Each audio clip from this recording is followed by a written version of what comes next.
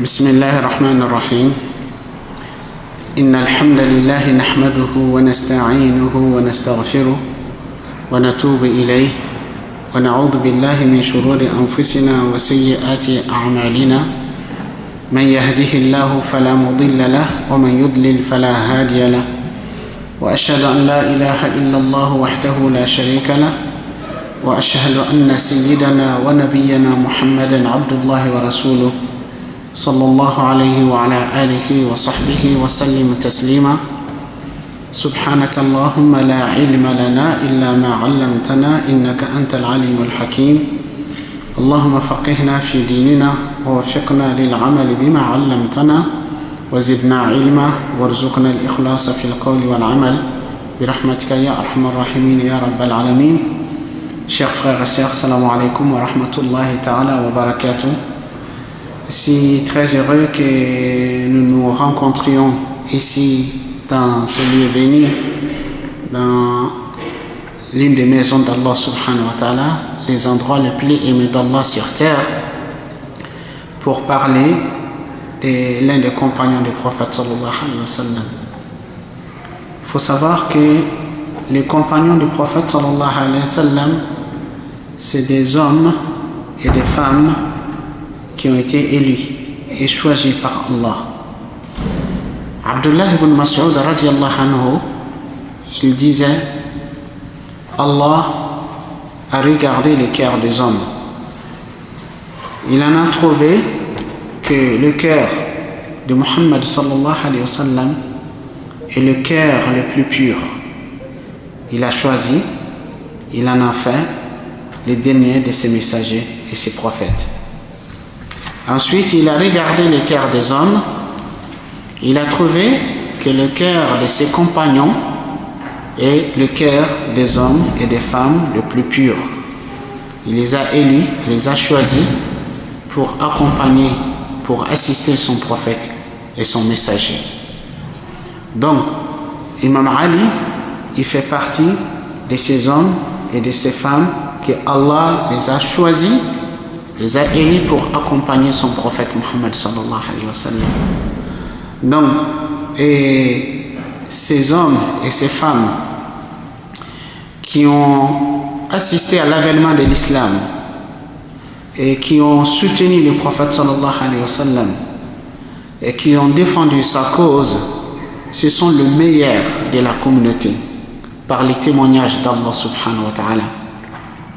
Allah subhanahu wa ta'ala, il dit dans le Coran, dans Surat al-Tawbah, Surat 9, Allah subhanahu wa ta'ala dit: وَالسَّابِقُونَ الْأَوَّلُونَ مِنَ الْمُهَاجِرِينَ وَالْأَنصَارِ وَالَّذِينَ اتَّبَعُوهُمْ بِإِحْسَانٍ رَضِيَ اللَّهُ عَنْهُمْ وَرَضُوا عَنْهُ وَأَعَدَّ لَهُمْ جَنَّاتٍ تَجْرِي تَحْتَهَا الْأَنْهَارُ خَالِدِينَ فِيهَا أَبَدًا ذَلِكَ الْفَوْزُ الْعَظِيمُ. Allah dit les tout premiers croyants parmi les immigrés, c'est-à-dire les musulmans, les croyants qui ont immigré de la Mecque à Médine, parmi les immigrés et les auxiliaires, c'est-à-dire les Médinois qui ont accueilli les immigrés chez eux, les tout premiers croyants parmi les immigrés et les auxiliaires, et ceux qui les ont suivis dans un bon comportement, Allah les agrée, il agrée. Il a préparé pour eux des jardins sous lesquels coulent des ruisseaux pour y demeurer éternellement. Voilà l'énorme succès. Donc Ali radiallahu anhu, donc c'est Ali ibn Abi Talib. Abu Talib, son vrai nom, c'est Abdul Manaf ibn Abdul Muttalib ibn Hashim ibn Abdul Manaf. Donc il est le fils de l'oncle du prophète sallallahu alayhi wa sallam, Abu Talib. Abu Talib qui a élevé et protégé et soutenu le prophète sallallahu alayhi wa sallam. Après la mort du grand-père du prophète, c'est Abu Talib qui était chargé de prendre en charge le prophète, de l'élever, donc qui va élever le prophète sallallahu alayhi wa sallam, qui va le protéger, qui va le soutenir tout au long de sa vie. Donc Ali est le fils de Abu Talib. Ali radiallahu anhu, on le surnommait Abul Hassan. Abul Hassan. Abul Hassan, le père de Hassan. Hassan, c'est son premier fils qu'il a eu avec Fatima, la fille du prophète sallallahu alayhi wa sallam. Donc aussi le prophète, il lui a donné ses prénoms, Abu Turab ou bien Abu Turab. Car un jour, Imam Ali radiallahu anhu est rentré chez lui et il se dispute avec sa femme, Fatima. Il sort, il est en colère, il va dans la mosquée, il s'allonge. Dans la mosquée du prophète sallallahu alayhi wa sallam, il n'y avait pas de tapis comme aujourd'hui il y a dans nos mosquées. C'était les sables, les cailloux. Il s'était allongé, il s'est endormi pour faire la sieste et le vent a soulevé les poussières, qu'il était couvert de poussière. Et le prophète sallallahu alayhi wa sallam, il se rend chez sa fille et il lui demande, il est où ton cousin? Elle dit, on s'était disputé, il est sorti en colère. Et le prophète sallallahu alayhi wa sallam, il va dans la mosquée, il trouve Ali allongé, couvert de poussière, et il dit, Qum Aba Turab, Qum Aba Turab, lève-toi, le père de poussière.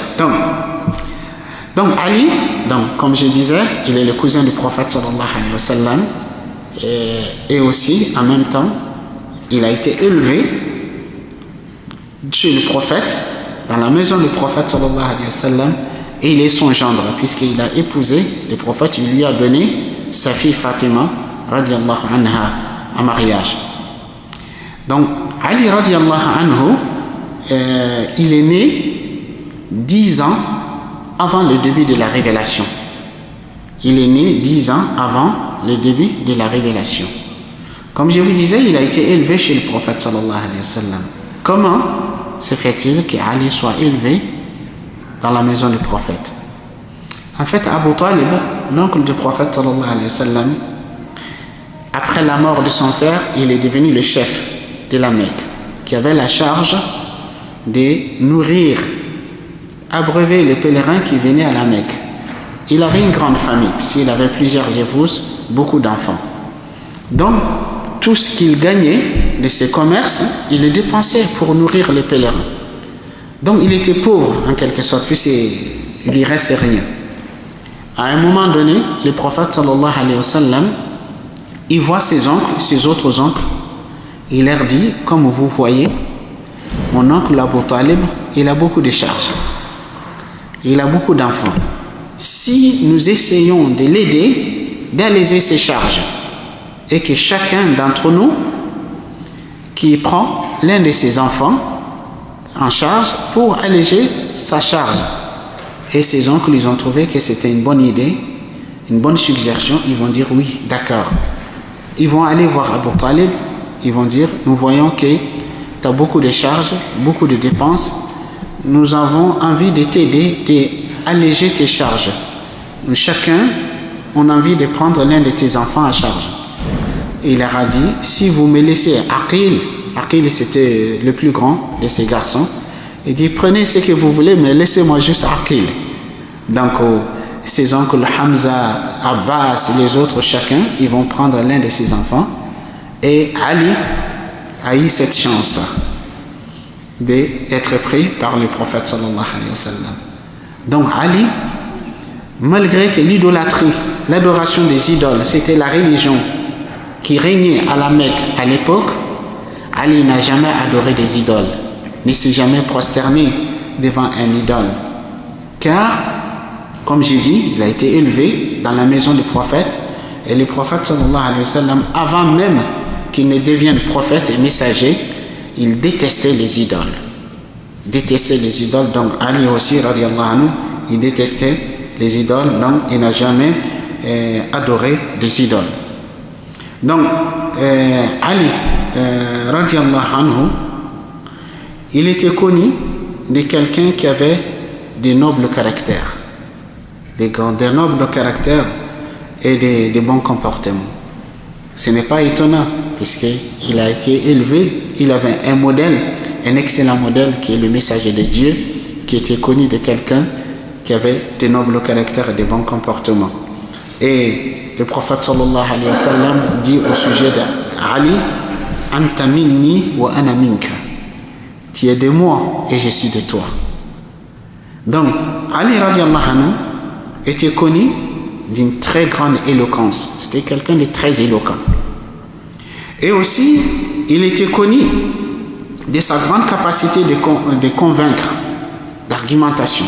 Il était très logique dans ses arguments. C'est-à-dire, il était quelqu'un de très éloquent, et aussi il était quelqu'un de bien réfléchi et bien convaincant. Bon, certes, il est très difficile dans une assise de parler d'un sommet, une montagne. Un homme comme Ali à une assise, c'est très difficile. Juste pour, à titre d'exemple, c'est-à-dire la perspicacité de Ali et sa profonde réflexion et son pouvoir de convaincre. À l'époque de Omar radiallahu anhu,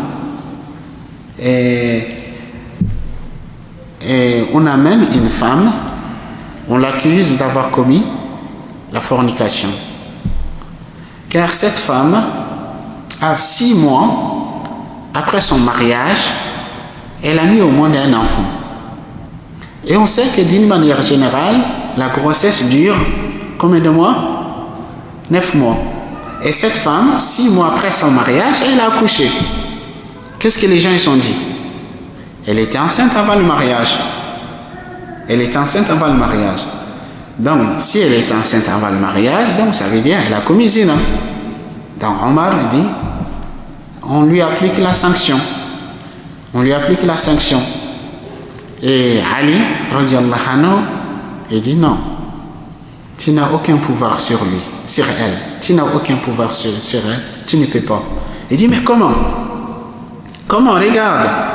La preuve, elle est là. La preuve est là, l'enfant. Il a dit non. Il dit, mais comment? Il dit, non, c'est pas... elle n'était pas forcément enceinte avant le mariage. Elle est tombée enceinte peut-être le premier jour du mariage. Il dit, mais comment? Il dit, Allah subhanahu wa ta'ala, il dit dans le Coran, وَوَصَّيْنَا الْإِنسَانَ بِوَالِدَيْهِ حَمَلَتُهُ أُمُّهُ كُرْهًا وَوَضَعَتُهُ كُرْهًا وَحَمْلُهُ وَفِصَالُهُ 30 شهرا. Allah il dit, nous avons enjoint à l'homme la bienveillance, la bonté envers ses pères et mères. Sa mère l'a porté avec le peine, avec de peine, l'a mis au monde avec de peine. Et sa gestation et son sevrage durent 30 mois. Sa gestation et le sevrage durent 30 mois. Donc, oui, et Allah il dit, وَالْوَالِدَاتُ يُرْضِعْنَ أَوْلَادَهُنَّ حَوْلَيْنِ كَامِلَيْنِ. Et les mères allaitent leurs enfants 2 ans complets.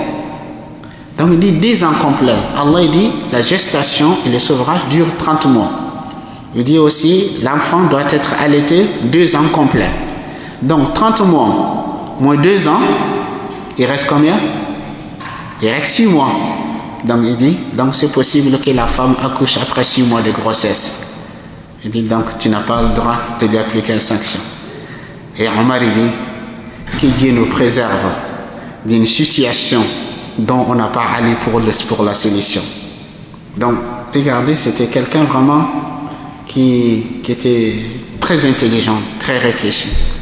Un autre exemple, un jour un homme, un juif, il vient le voir. Il dit, vous, musulmans, vous dites que dans vos livres, dans votre livre, vous avez une réponse à tout. Allah dit, Ma farratna fil kitab min shay. Nous n'avons rien omis dans les livres. Il dit, vous dites que vous avez réponse à tout dans votre livre. Il dit, moi je veux qu'à partir de votre livre, que tu me donnes la réponse. Il est venu avec une quantité de blé, de farine. Je veux qu'à partir de votre livre que tu me dises combien de baguettes on peut faire de cette quantité de farine. Combien de baguettes on peut mettre? Tu me donnes la réponse à partir de votre livre. Alors il a dit d'accord. Laisse-moi cette quantité de farine que tu as et va et reviens. Je je vais chercher la réponse et je te donnerai la réponse. Est-ce que dans le Coran il nous dit 3 kilos de farine, combien de baguettes on peut faire avec? Ou bien combien de... Oh, est-ce qu'il y a la réponse dans le Coran? Et donc l'homme il s'en va et Ali il va chez un boulanger. Il va voir un boulanger. Il lui dit de cette quantité de farine, combien de baguettes on peut le faire? Il lui dit on peut faire tant de baguettes. D'accord, merci, barakallahu fik. Amli, il retourne et l'homme il revient. Il dit, tu as trouvé la réponse? Il dit oui. Il dit, de cette quantité de farine, tu peux faire tant de baguettes. Et effectivement, l'homme il savait. Il dit, tant de baguettes. Il dit, c'est vrai, tu as raison. Il dit, mais cette réponse, d'où tu l'as trouvée? Il dit, de notre livre. Il dit, où tu trouves cette réponse dans votre livre? Il dit, Allah subhanahu wa ta'ala dit, Fas'alu ahla dhikri in kuntum la ta'lamun. Interrogez les gens de rappel, les gens de savoir si vous ne savez pas. Donc les gens de savoir dans le domaine de la boulangerie, c'est le boulanger. Il est le savant dans le domaine. Donc je vais l'interroger. Donc ainsi, Ali radiallahu anhu, il était vraiment quelqu'un d'une très grande, d'une profonde, comment dirais-je quoi, intelligence, capacité de réflexion. Donc, Ali radiallahu anhu, donc c'est pour cette raison, mes frères, vraiment j'aurais du mal à parler à Ali de toute la vie d'Ali en 1 heure ou ça va être très mal. Bon, c'est pas possible. Bon, je vous en donnerai quelques points de sa vie, peut-être on aura d'autres occasions, Inch'Allah. Donc, c'est pour cette raison, Ali radiallahu anhu, le prophète sallallahu alayhi wa sallam, il avait envoyé au Yémen pour prêcher et transmettre le message de l'islam. Donc, très facilement, il a su convaincre la tribu Hamadan, fil Yémen, et beaucoup d'entre eux qui veulent se convertir à l'islam. Donc, et aussi, dans la vie du prophète sallallahu alayhi wa sallam, Ali radiallahu anhu, lorsque la 9e année de l'Hijr, quand le début de Surat Tawbah, Surat 9 a été révélé et que le prophète sallallahu alayhi wa sallam il avait envoyé Abu Bakr comme l'émir pour diriger le pèlerinage, le prophète il va envoyer Ali pour transmettre ce verset et réciter, puisque ce verset disait désormais que les polythéistes n'auront plus droit d'assister au pèlerinage avec les musulmans, et qui mettait un certain nombre de règles, des relations que les musulmans ils devraient avoir avec les polythéistes d'une manière générale, et notamment ceux avec qui les musulmans ils avaient signé des traités et des accords, et aussi ceux qui ils étaient en guerre avec les musulmans. Donc il a envoyé Ali pour transmettre ce message. Donc Ali radiallahu anhu, il était connu de quelqu'un de très fort. Physiquement, il était très fort et d'un courage exceptionnel. Il était connu quelqu'un de très très courageux. Il était très courageux. Et quelques exemples qui nous montrent à quel point Ali était vraiment l'un des compagnons les plus courageux, et un des guerriers les plus aguerris, les plus combatifs. Lors de l'Hijra, quand le prophète sallallahu alayhi wa sallam, les Mécois, quand ils ont décidé d'assassiner le prophète sallallahu alayhi wa sallam, et que Allah donne l'ordre au prophète d'immigrer, de quitter la Mecque pour aller à Médine. Donc le prophète sallallahu alayhi wa sallam, il va demander à Ali de dormir dans son lit, de se couvrir avec sa couverture. C'est-à-dire Ali, il était le premier qui s'est sacrifié pour sauver le prophète sallallahu alayhi wa sallam. Puisque ces gens, ils ont décidé d'assassiner le prophète. Et le prophète sallallahu alayhi wa sallam va demander à Ali de dormir dans son lit et de se couvrir avec sa couverture. Donc ça veut dire, Ali à n'importe quel moment, ces gens qui étaient devant la porte du prophète, qu'ils attendaient qu'ils pouvaient défoncer la porte et assassiner celui qui est dans le lit en pensant que c'était le prophète sallallahu alayhi wa sallam. Mais Ali, radiallahu anhu, il va accepter cette mission, il va dormir dans le lit du prophète sallallahu alayhi wa sallam et avec sa couverture.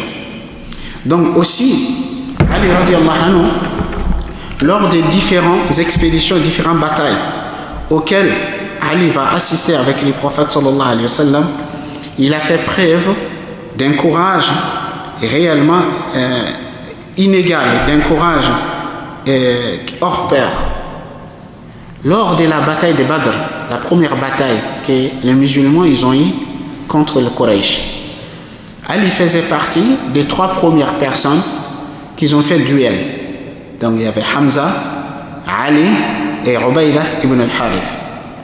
Et Ali, radiallahu anhu, quand les duels, les combats vont commencer sans tarder, il va éliminer son adversaire Shayba. Et comme aussi Hamza, radiallahu anhu, il va éliminer, comment il s'appelle, Utba. Et Ubaydah al-Walid ibn Utba, chacun ils vont se donner des coups, ils vont se blesser. Donc Ali faisait partie de ces hommes.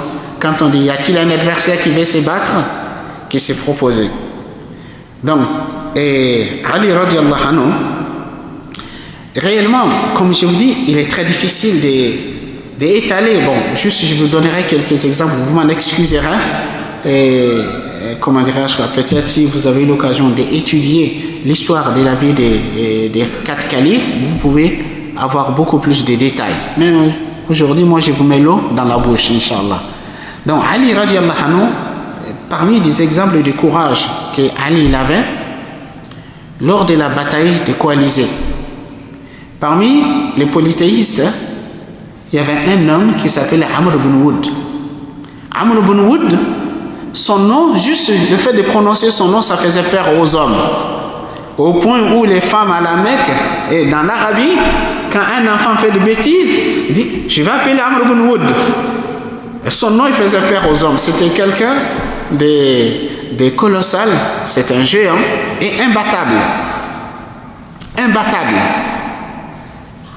Et lui, lors des coalisés, quand les coalisés sont venus à Médine, 5e année de l'Hégire, qu'ils ont assiégé Médine, à un moment donné, Amr ibn Wood et 3 hommes, ils ont pu franchir le fossé que les musulmans ils avaient creusé, et ils ont pu franchir le fossé, et ils se sont rendus du côté des musulmans. Et après, Amr ibn Wood, sûr de lui, il demande, y a-t-il un adversaire qui veut se battre contre moi? Y a-t-il un adversaire qui veut se battre contre moi? Et pourtant, les musulmans, ils se battaient pourquoi? Pour soutenir la cause d'Allah. Les souhaits de chacun, c'était quoi? Mourir martyr pour avoir l'accès au paradis. C'était ça. Et Amr ibn Wood, il dit, il se rend dans le camp des musulmans, il dit, y a-t-il un adversaire qui veut se battre contre moi? Et le prophète sallallahu alayhi wa sallam, il se tourne vers ses compagnons. Y a-t-il un homme qui veut se battre contre Amr ibn Wood? Personne. Malgré que les musulmans, les compagnons, ils étaient connus qu'il y avait des grands guerriers, des grands combattants, c'est des gens qui n'avaient jamais peur, mais en ce moment, personne ne se propose. Quand Ali radiallahu anhu voit personne qui se propose, il dit « Ô messager d'Allah ». Et pourtant, Ali, il était jeune, à l'époque, il avait à peu près environ 25 ans. Et Ali dit au prophète, moi, je vais me battre contre lui. Le prophète sallallahu alayhi wa sallam dit, non, assieds-toi Ali. Assieds-toi Ali. Amr ibn Wood, il insiste, y a-t-il un homme qui veut se battre contre moi? Vous dites pas que vos morts qui vont au paradis, eh bien, il n'y a pas parmi vous qui désire aller au paradis. Et personne. Ali radiallahu anhu, il se propose, dit au messager d'Allah, moi je vais me battre contre lui. Le prophète il dit, non Ali, reste-toi, assis-toi. Amr il insiste, y a-t-il un homme parmi vous qui veut se battre contre moi? Et personne. Ali s'élève, il dit au messager d'Allah, moi je vais me battre contre lui. Le prophète il dit, Ali, je crains qu'il te tue. Regarde le prophète sallallahu alayhi wa sallam. Puis comme j'ai dit, Amr ibn Wood c'était quelqu'un, un combattant hors pair. Il dit, je crains qu'il te tue. Ali dit, radiallahu anhu, dit, oh prophète, c'est moi qui va le tuer, Inch'Allah. Et c'est moi qui va le tuer, Inch'Allah. Ben le prophète sallallahu alayhi wa sallam dit, vas-y, bismillah. Et Ali va. Donc Ali radiallahu anhu, il lui dit, Et donc Ali, il se lève, il va affronter Amr ibn Wood. Et quand vous lisez la vie du prophète sallallahu alayhi wa sallam, notamment lors de la bataille des coalisés, et les historiens qui décrivent disent, on n'a jamais vu un combat pareil que le combat qu'il y a eu entre Ali et Amr ibn Wood. Il va y avoir vraiment un combat féroce. Il va y avoir de poussière au point où les gens des deux côtés, que ce soit des camps de musulmans, des camps des non-musulmans, on ne voyait plus les deux personnes, tellement il y avait des poussières. Et d'un coup, on entend dans la poussière un cri Allahu Akbar. Allahu Akbar. En fait, Ali, il avait tranché en fait l'ordre. Puis Amr ibn Wood, en fait, il était sur son cheval. Et quand il a traversé, il s'est rendu dans le camp des musulmans. Et quand il a demandé un adversaire et que personne ne voulait se proposer, quand Ali s'est levé, il a dit, mon neveu, vas-y, tu es encore jeune, assieds-toi, je n'ai pas envie de te tuer. Ali lui dit, c'est moi qui vais te tuer, Inch'Allah, si Dieu le veut. Donc quand il a vu ça, il a dit, ça serait un combat inégal que je te combatte sur mon cheval. Il descend de son cheval, tellement il est sûr de lui, il va tuer son cheval. Il tue son cheval et il commence à se battre contre Ali. Donc Ali va lui trancher la jambe et ensuite il finira par le tuer, il va dire Allahu Akbar. Donc en fait réellement, comment dirais-je, il y a beaucoup d'exemples, comment dirais-je quoi, qui nous montrent à quel point Ali il était vraiment quelqu'un de très courageux, quelqu'un de très combatif. Mais le temps ne me permettra pas de rentrer dans tous les détails. Donc Ali, il a participé avec le prophète sallallahu alayhi wa sallam dans toutes les expéditions que le prophète il a menées. Ali il a participé avec le prophète sallallahu alayhi wa sallam. Toutes les expéditions que le prophète il a fait, Ali il était là. Il n'a jamais été absent avec le prophète sallallahu alayhi wa sallam. À l'exception de la bataille, l'expédition de Tabouk. La dernière expédition que le prophète il a fait, Ali il n'a pas assisté et je vous dirai pourquoi. Mais lors de la bataille de Khaybar, vous savez que les musulmans, quand ils étaient allés à Khaybar, ils ont assiégé cette ville pendant plusieurs jours. Et chaque fois que les juifs s'étaient réfugiés dans leur forteresse, ils étaient imprenables. Et chaque fois que les musulmans ils ont tenté, ils étaient repoussés. Donc, la première fois où les musulmans ils vont obtenir la victoire à Khaybar, la veille, le prophète sallallahu alayhi wa sallam dit, demain, en fait chaque jour, le prophète il donnait l'étendard des musulmans à une personne différente. Le prophète sallallahu alayhi wa sallam dit, la veille de la première victoire des musulmans à Khaybar, le prophète il dit, demain, je donnerai l'étendard à un homme qui aime Allah et son messager, et qui est aimé d'Allah et son messager, et par le biais desquels Allah il nous donnera la victoire. Le témoignage du prophète, le prophète témoigne, il dit, je donnerai l'étendard demain à un homme qui aime Allah et son messager, et qui est aimé d'Allah et son messager, et par son intermédiaire, par son bien, Allah il nous donnera la victoire. Omar radiallahu anhu, il dit, avant ces jours-là, il dit, je n'ai jamais aimé l'autorité et le pouvoir. Je n'ai jamais aimé l'autorité et le pouvoir. Il dit, sauf ces jours-là. Sauf ces jours-là, j'aimais que ce soit moi à qui le prophète va donner l'étendard. En fait, il dit, les gens, les compagnons, tous, ils ont passé cette nuit-là. Chacun ne pense à rien d'autre à qui on va remettre l'étendard demain. Chacun souhaitait que ce soit à lui que le prophète remettra l'étendard, puisque le prophète il a témoigné que la personne à qui va remettre l'étendard, il aime Allah et son messager, et il est aimé d'Allah et son messager. Et le lendemain, à la prière de Subh, après la prière, chacun faisait comme ça, en direction du prophète, chacun fait comme ça pour qu'il soit visible, pour que ce soit lui qui soit désigné par le prophète sallallahu alayhi wa sallam. Et le prophète sallallahu alayhi wa sallam, après la prière, il demande, où est Ali? Où est Ali? On dit, ô messager d'Allah, il souffre de ses yeux. Il avait mal aux yeux. Il souffre de ses yeux. En fait, il avait mal aux yeux, ses yeux étaient fermés, il ne voyait rien. Il souffrait. les prophètes ont dit, ou Ali ont dit au prophète, il souffre de ses yeux. Les prophètes sallallahu alayhi wa sallam dit, allez les chercher. Ils sont allés chercher Ali. Ali, quand il est venu, les prophètes sallallahu alayhi wa sallam va faire dua pour lui, il va passer la main sur son visage et il a été guéri sur le champ comme s'il n'avait rien du tout. C'est un miracle, un signe de la prophétie. Et ensuite, le prophète sallallahu alayhi wa sallam, il va donner l'étendard à Ali et il dit, Imshi ala rislika, il dit, prends et avance doucement, appelle-les, invite-les à embrasser l'islam. Et effectivement, c'était le premier jour où les musulmans ils vont obtenir une victoire à Khaybar. Bon, ça c'était, comme je vous disais, donc Ali, il a participé avec le prophète sallallahu alayhi wa sallam dans toutes les expéditions, à l'exception de l'expédition de Tabouk. Car le prophète sallallahu alayhi wa sallam, il avait laissé Ali à Médine derrière lui pour diriger la prière. En fait, il a remplacé le prophète à la tête de la communauté à Médine pendant l'absence du prophète à Médine. Donc, mais Ali, son souhait le plus cher, c'était de participer et d'aller avec le prophète sallallahu alayhi wa sallam. Comme vous le savez, lors de cette expédition, il n'est resté à Médine que des gens excusés ou des hypocrites, soit des gens qui ont un handicap qui les empêche de participer aux expéditions, ou des gens qui ont atteint un âge de vieillesse qui ne peuvent pas, ou des hypocrites. Et ceux qui sont restés, il y avait quand même 3 musulmans sincères. Vous connaissez l'histoire de Ka'b ibn Malik et ses compagnons et ses deux compagnons.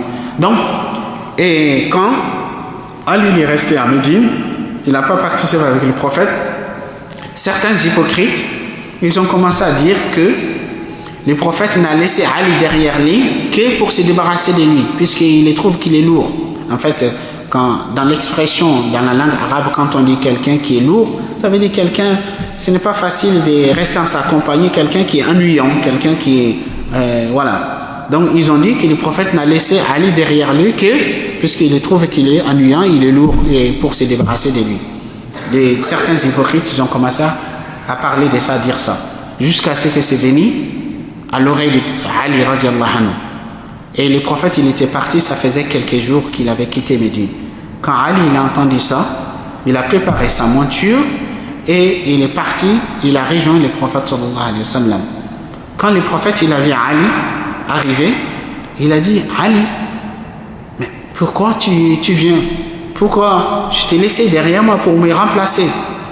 Et il dit au prophète, et certains gens disent que tu ne m'as laissé que pour te débarrasser de moi car tu me trouves lourd.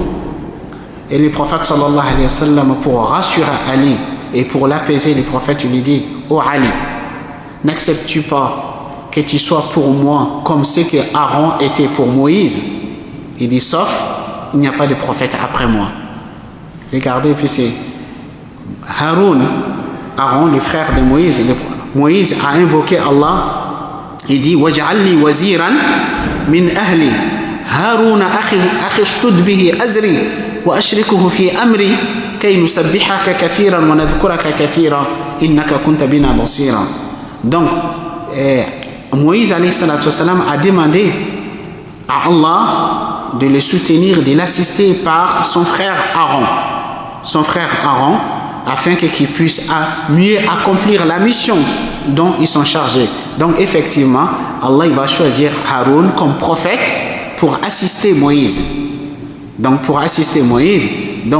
de même, le prophète il dit à Ali, n'acceptes-tu pas que tu sois pour moi ce que Aaron était pour Moïse, sauf il n'y a pas de prophète après moi. C'est-à-dire, il est le dernier des prophètes. Donc, vous voyez combien Ali radiallahu anhu était considéré par le prophète sallallahu alayhi wa sallam. Donc voilà, c'est quelques petites informations de Ali radiallahu anhu, qui est Ali. Bon, maintenant, Ali, il est le 4e calife. Il est devenu le 4e calife parmi les successeurs du prophète sallallahu alayhi wa sallam, et dont le prophète il nous a recommandé de suivre leurs traditions, leurs recommandations. Le prophète sallallahu alayhi wa sallam dit alaykum bi sunnati wa sunnati al-khulafa ar-rashidin al-mahdiyyin min ba'di addu alayha bin nawajiz. Le prophète sallallahu alayhi wa sallam dit je vous recommande de vous attacher fermement à ma tradition et la tradition de mes successeurs le bien guidés, de mes successeurs le bien guidés, et attaché à leur tradition fermement. Donc Ali fait partie de ces califes bien guidés, et effectivement c'est la fin des califats de Ali qui mettra fin à ce qu'on appelle la khilafa rashida, la khilafa bien guidée. Mais c'est le prophète sallallahu alayhi wa sallam dit al khilafatu min ba'di 30 sana. Il dit la succession, c'est-à-dire mes successeurs bien guidés, ça serait 30 ans. Donc effectivement l'assassinat de Imam Ali c'était pile 30 ans après la mort du prophète sallallahu alayhi wa sallam. Donc la semaine dernière, je suppose qu'on vous avait parlé après la mort de Othman, après la mort de Omar radiallahu anhu, pour désigner ses successeurs. Omar il a proposé une commission, si on peut dire comme ça, composée de 6 personnes. Et parmi ces 6 personnes, il y avait Ali radiallahu anhu et Othman ibn Affan. Bon, après les gens ils ont opté pour Othman. Donc Othman radiallahu anhu, comme on vous a parlé la semaine dernière, dans quel contexte Othman a été assassiné par le rebelle, les rébellions qui sont venus à Médine, qui ont assassiné Othman. Donc après l'assassinat de Othman radiallahu anhu, donc c'était le rebelle qui avait le pouvoir à Médine, et en quelque sorte qui détenait les règnes de l'ordre à Médine. Donc, et ils sont venus, ceux qui ont tué Othman, ils sont venus à Ali pour lui dire qu'ils deviennent les successeurs, le calife. Ali, il leur a dit laissez-moi, je vous dis à vous, il dit oh Allah, je suis innocent de ce que ces gens ils ont commis, de ce que ces gens ils ont fait. Donc, et ils ont fait plusieurs tentatives. Ali, il est rejeté.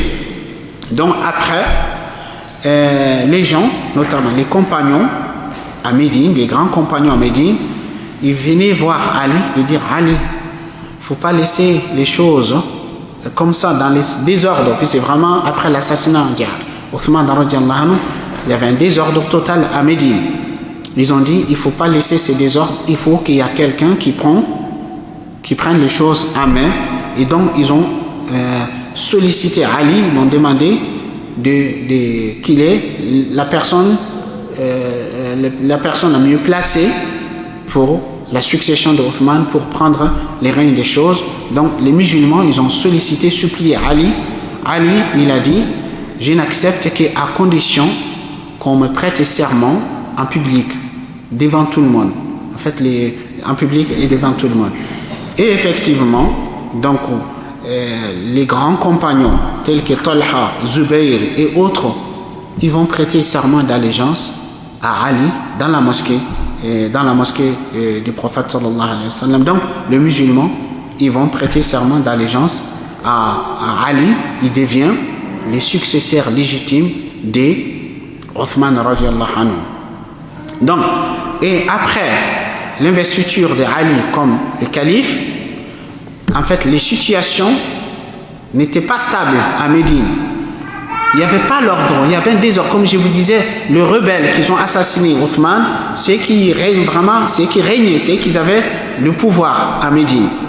Donc, après cet événement, après que Ali soit élu comme les successeurs de Othman, donc, parmi les choses que le rebelle reprochait à Othman, c'était de dire qu'il avait désigné ses proches, son clan, comme des émirs, comme des gouverneurs dans les différentes régions. Ça, il faisait partie des reproches qu'on faisait à Othman, radiallahu anhu. Bon, mais qui n'était pas bien fondé. C'est Othman, il ne les a pas choisis parce que c'était ses proches, mais il les a choisis parce qu'il pensait que c'était des gens compétents, c'est des gens qui sont en mesure d'assumer la responsabilité qui est qui est le leur. Donc Ali radiallahu anhu, il va destituer certains gouverneurs qui étaient nommés par Othman, il va garder certains aussi à leur place. Donc après l'assassinat de Othman et que Ali désormais il devient calife, donc il y a eu des voix qui s'est levées, notamment il y a un homme qui est parti de Médine à Damas, là où il y avait Muawiyah qui était de Bani Umayya, donc qui est du même clan qu'Othman radiallahu anhu. Et il est allé avec le qamis de Othman qui était entaché de sang dans lequel il a été tué. Donc, et les gens, ils ont créé, comment dirais-je quoi, aux vengeances, c'est-à-dire d'appliquer la sentence, la sanction aux assassins de Othman.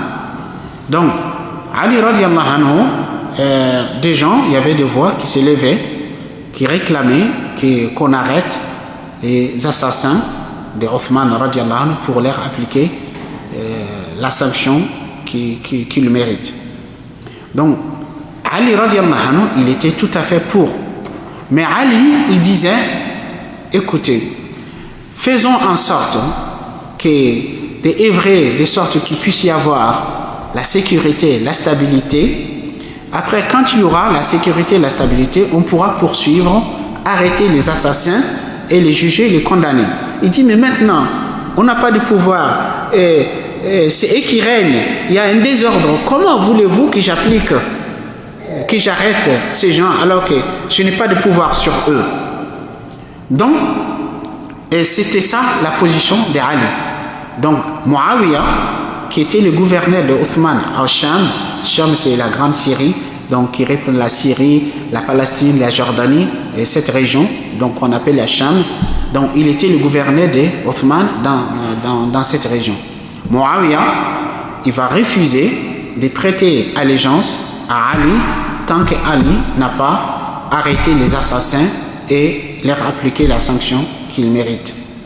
Donc Ali, il va destituer Muawiyah des gouverneurs de Cham. Muawiyah va refuser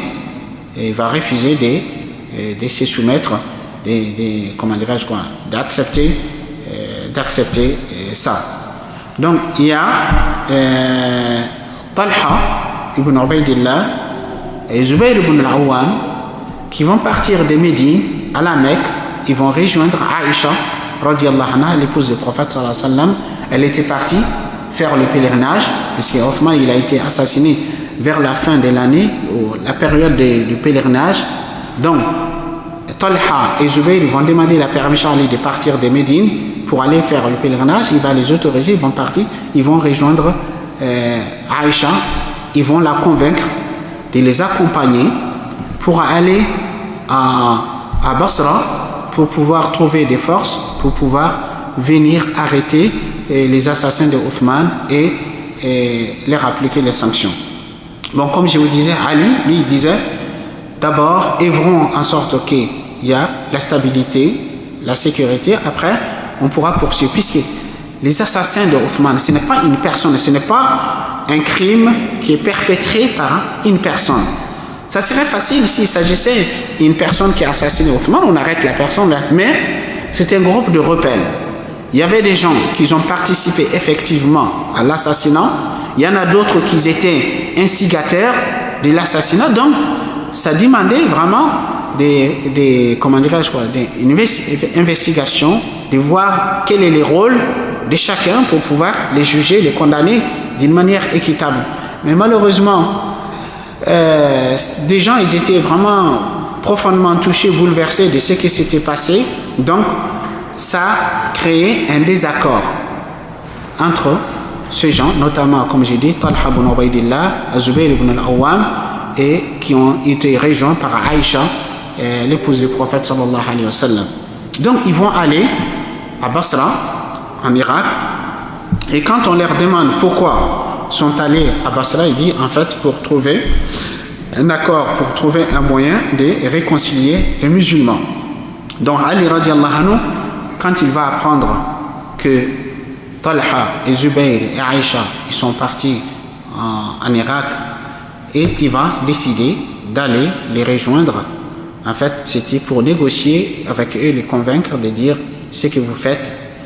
Désormais, c'est moi le calife, c'est moi qui dois appliquer la sanction. Ce n'est pas à vous de dire que vous allez chercher des forces pour pouvoir arrêter, comment dirais-je. Donc Ali il est allé avec cette intention et effectivement on disait que quand Talha et Zubayr et Aïcha ils étaient en route vers l'Irak, ils ont passé dans un endroit qu'on appelle Al-Hawab, et dans ce lieu il y avait des chiens qui ont commencé à aboyer la caravane qui passait, les troupes. Et en ce moment Aïcha demande, on est où là?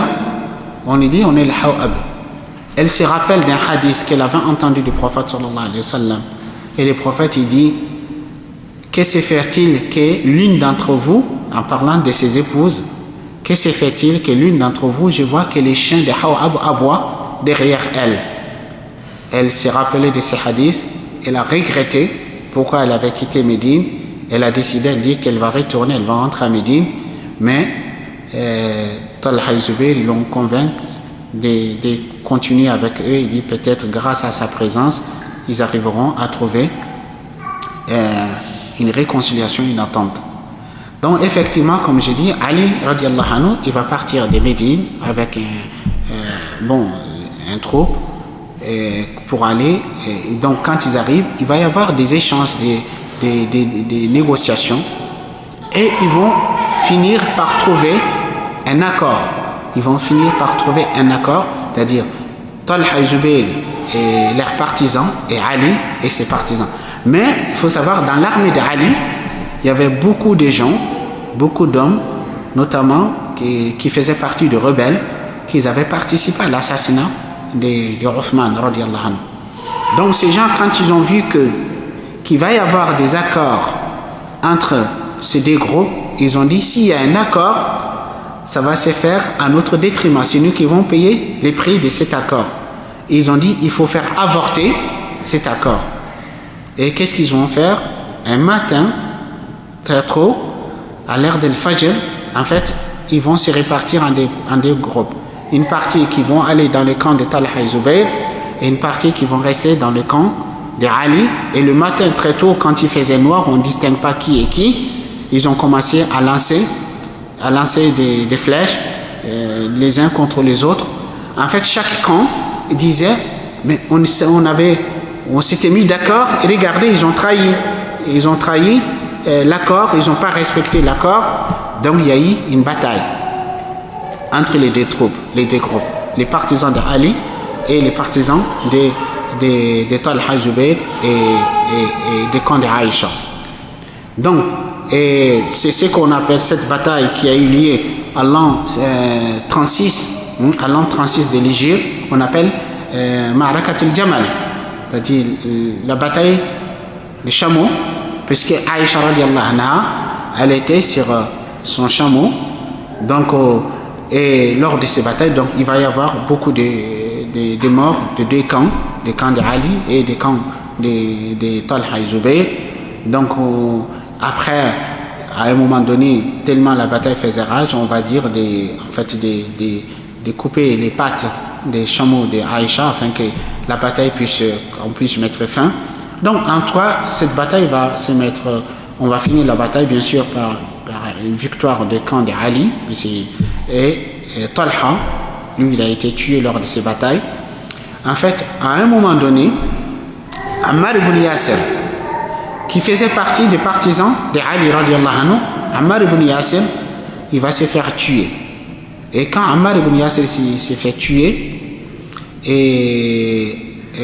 non, astaghfirullah, Ammar c'est après. Donc en fait, lors de ces batailles, à un moment donné, Ali radiallahu anhu, il s'est trouvé face en face avec Zubayr. En fait, si vous voulez, Zubayr, c'était aussi un cousin à Ali. Ali se trouve face à face à Zubayr ibn al-Awwam, il lui dit est-ce que tu te souviens? Il lui a rappelé un hadith du prophète sallallahu alayhi wa sallam. Il dit est-ce que tu te rappelles d'un hadith que toi et moi nous avons entendu du prophète sallallahu alayhi wa sallam? Les prophètes, il t'a dit toi tu vas combattre ton cousin un jour et tu es injuste à son égard. tu es en tort, tu vas les combattre, il viendra un jour que tu vas les combattre, mais que c'est toi qui es en tort. Est-ce que tu te rappelles de ces hadiths? Quand Ali il a dit ça à Zubayr, effectivement il s'est rappelé de ces hadiths, il a profondément regretté, il a décidé de quitter les champs de bataille et de partir. Et comment dirais-je, quand il est parti, bon, il a été tué en traître par le rebelle quand donc comment dirais-je, donc lors de ces batailles, comme j'ai dit, Talha il a été tué, mais Zubayr lui il avait quitté le champ de combat, il partait, il a été tué en traître, il y a eu beaucoup de morts. Après la bataille, Ali radiallahu anhu, il va rassembler les corps, les morts des deux côtés, il va prier sur le corps et il va invoquer Allah subhanahu wa ta'ala pour eux. Et quand il a prié sur eux, il invoque Allah, certains viennent vers Ali, il lui dit, mais ils t'ont combattu, tu les as combattus, tu invoques Allah pour eux, tu invoques Allah pour eux, et il dit, j'espère que moi et ces hommes-là, Talha et Zubayr, que nous soyons des gens au sujet de qui Allah subhanahu wa ta'ala, il dit, وَنَزَعْنَا مَا فِي قُلُوبِهِمْ مِنْ غِلٍّ إِخْوَانًا عَلَى سُرُرٍ مُتَقَابِلِينَ. Nous avons enlevé le rancœur qu'ils avaient dans leur cœur, nous avons arraché le rancœur, et les voilà des frères qui se font sur des canapés ou sur des divins qui se font face à face au paradis. Donc, en fait, c'est-à-dire, ces combats, ces disputes a eu lieu par chacun avait une position d'interprétation, c'est-à-dire, donc eux, la raison c'était dit, Talha et Zubayr, c'était idée, il fallait arrêter les assassins de Othman pour les tuer, puisqu'ils ont fait un crime abominable. Ali disait, il fallait attendre jusqu'à ce qu'il y ait la stabilité, ensuite poursuivre les assassins. Bon, cette bataille va se terminer.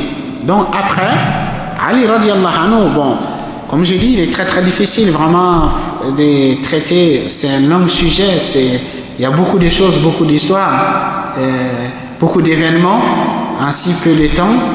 Bon, après, il va y avoir, si vous voulez, les face-à-face entre Ali et Muawiyah, qui était le gouverneur de Sham. Donc, il va y avoir aussi ce qu'on appelle la bataille de Siffin, qui va avoir entre les deux camps de Muawiyah et Ali, radiallahu anhu. Donc, Ali, il était sur le point d'emporter, j'ai raccourci, puis je vois, ça fait un peu long. Donc, Ali, il était sur le point d'emporter la bataille, et Amr ibn al-As radiallahu anhu va suggérer à Muawiyah d'ordonner à des hommes de soulever le Coran sur leur lance en disant que remettons-nous au Coran pour juger notre différend. Donc quand ils vont faire c'est là de dire on se remet au Coran pour juger notre différend, Ali va accepter, il va donner l'ordre qu'on arrête les combats, en fait pour épargner les vies. Certains hommes, notamment ceux qu'on appelle Al-Qurra, le lecteur de Coran, c'était des gens qui vont devenir plus tard les Khawarij, les rebelles qui vont se rebeller contre Ali, ils vont dire non.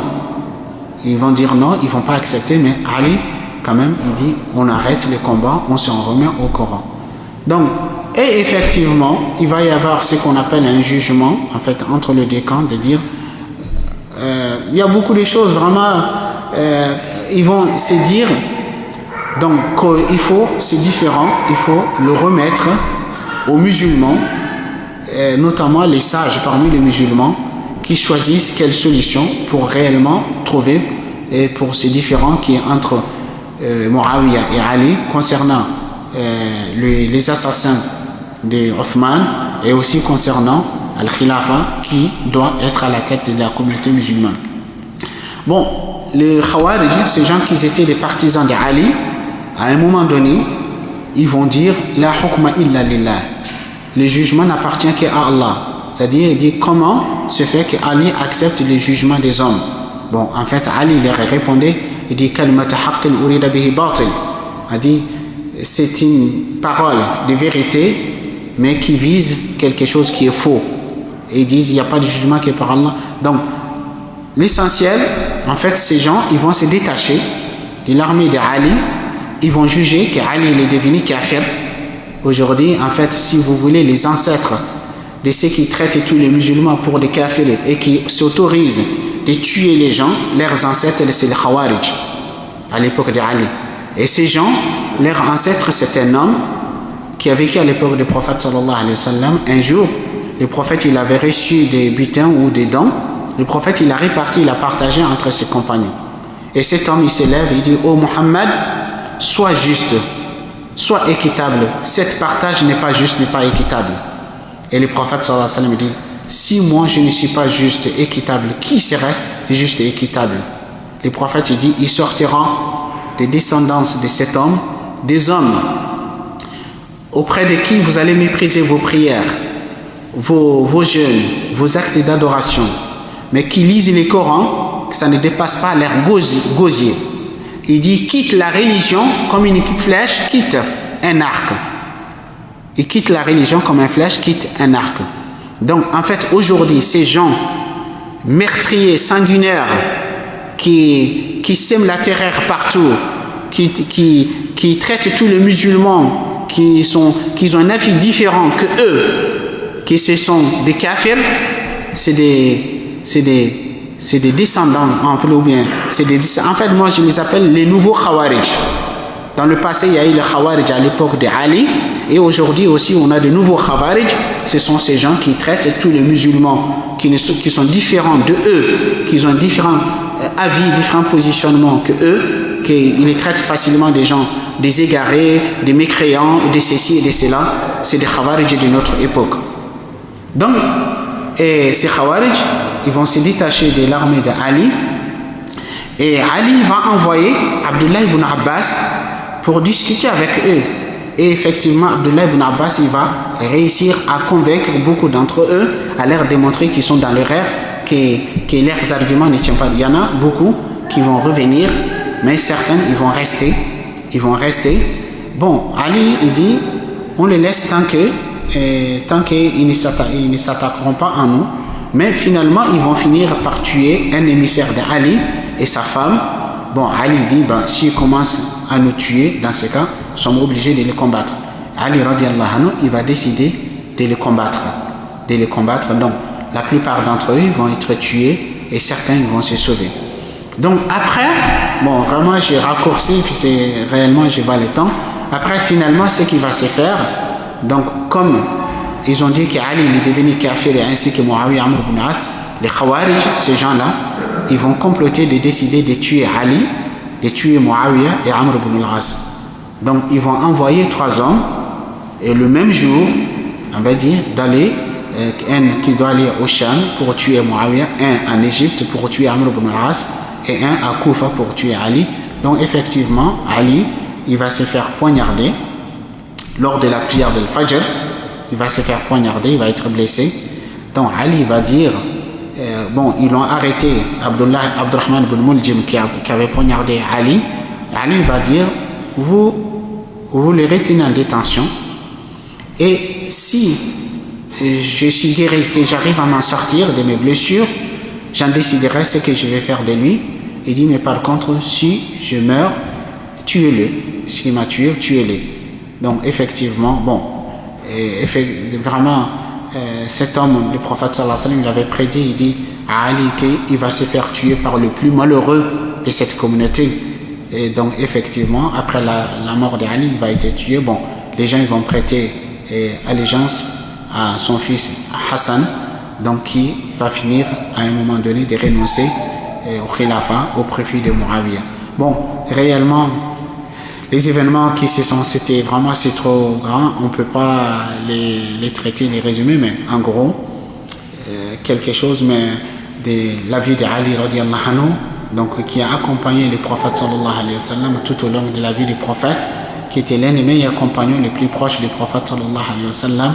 Bon, après, je ne vous ai pas parlé de la naissance des chiismes, les chiites et les sunnites, parce que ça a commencé surtout après la mort du prophète sallallahu alayhi wa sallam, qui était mieux placé pour la succession du prophète sallallahu alayhi wa sallam. Peut-être vous aurez d'autres occasions, ou on aura d'autres occasions pour parler de ça, mais bref, je vais m'arrêter là. Et je vous remercie de votre patience et votre écoute. J'espère que ça vous a apporté quelque chose sur Ali, même si ce n'est pas évident de traiter la vie d'Ali en une séance. Barakallahu fikum. Wa subhanakallahumma bihamdika ashhadu an la ilaha illa anta astaghfiruka wa atubu ilayk.